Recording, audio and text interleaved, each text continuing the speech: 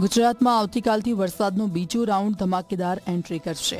હવામાન નિષ્ણાત અંબાલાલ પટેલની આગાહી મુજબ બંગાળની ખાડીમાં સર્જાતી સિસ્ટમ ગુજરાતમાં ભારે વરસાદ લાવશે। ભરૂચ, છોટાઉદેપુર, પંચમહાલ, દાહોદ અને વડોદરામાં ભારેથી અતિભારે વરસાદની આગાહી છે। 31 જુલાઈ અને 1 ઓગસ્ટે 4 ઓગસ્ટ સુધી સિસ્ટમ સક્રિય રહેવાની શક્યતા છે।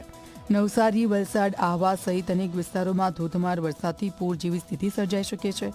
અમદાવાદ, ગાંધીનગરમાં પણ હળવાથી ભારે વરસાદની શક્યતા છે।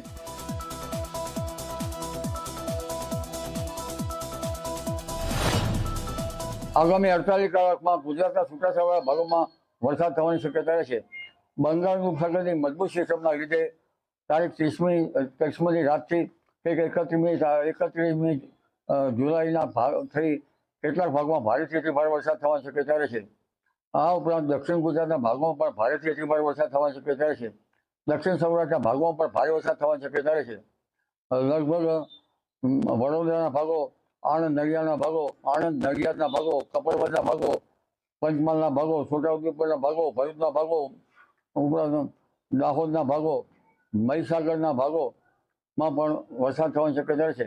કેટલાક ભાગોમાં ભારેથી અતિભારે વરસાદ થવાની શક્યતા રહેશે।